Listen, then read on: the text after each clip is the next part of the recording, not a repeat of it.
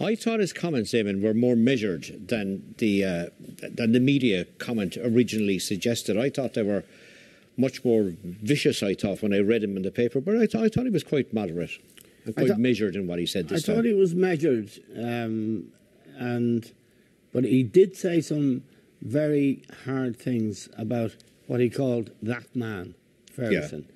And there's clearly a great deal of bitterness. He said there's no relationship there. Did you get that sense when you were talking to him, when you did the book with him? No. When I worked with him, Ferguson was the man, and he owed a lot. He owed everything to Ferguson, and he had an entirely different narrative. But that was only to be expected. He was there. He was captain of the team. I didn't expect him to shop Ferguson.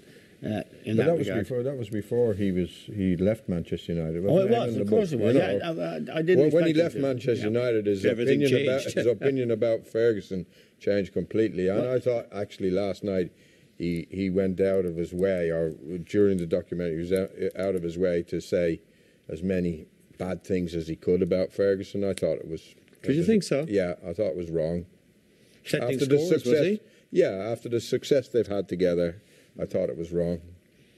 Well, I have to say in Keane's defence, Liam, that Ferguson, he recounts how Ferguson thanked him for the 11 and a half years he'd given to the club. And Keane said, well, it was actually 12 and a half years. But what he said was that he was pitched out of the club.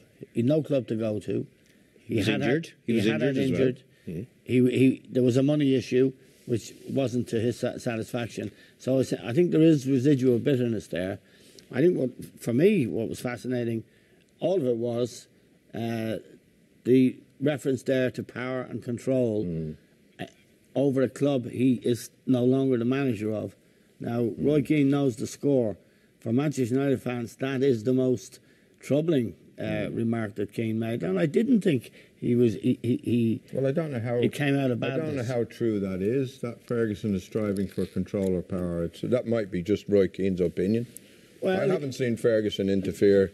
Well, he picked his successor. But we don't know what goes on behind the scenes, do we? Sorry, I think Roy Keane was referring to the fact that Ferguson would in some way be controlling Moyes.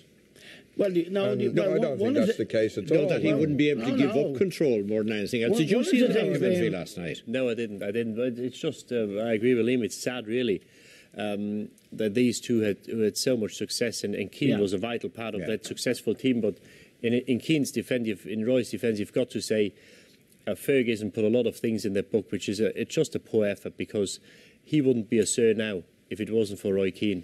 He was a vital part, probably the main part, for that most successful time they've had. And then to come out and insult your captain, who's been at the football club for 12 and a half years. I don't know what went through his head. It's just beyond belief. I don't see any reason why he could do that. And these players all made him. That's true. The manager's only as good as his players are. I think Didi's right. I think that's a point Keane made last night.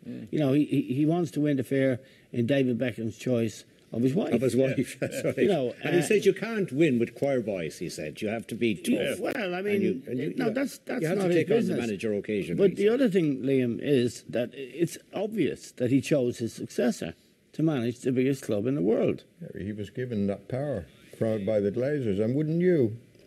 Well, answer me. You're asking me a question. You answer me a question. Who's more qualified to pick a successor, the Glazers or Ferguson? There's no answer to that. Of course, it's Ferguson. Well, I would say he knows a bit more about football than. Yeah, can I change the subject for a second? I thought Keane came across as a very appealing person, very driven. Like some of the stuff he said about hurting and all that kind of stuff was amazing. But what would you take out of that from the Irish point of view now as the assistant manager to O'Neill? Well, I would hope. I was never a friend of Keane's, and I kept my distance. I did the book.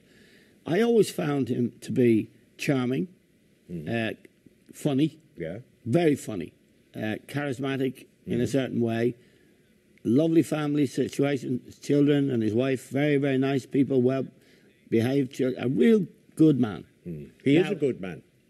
That was always my opinion. But when he went on the pitch, he was different. And he talked last night in the documentary, it's well worth seeing, incidentally, about hating. Whereas Patrick Vieira was much more sophisticated. He was. And never talked about hating. He talked about hoping and believing and stuff like that. I mean, it was an interesting concept. I agreed a lot more with what Vieira had to say than what Roy Keane had to say.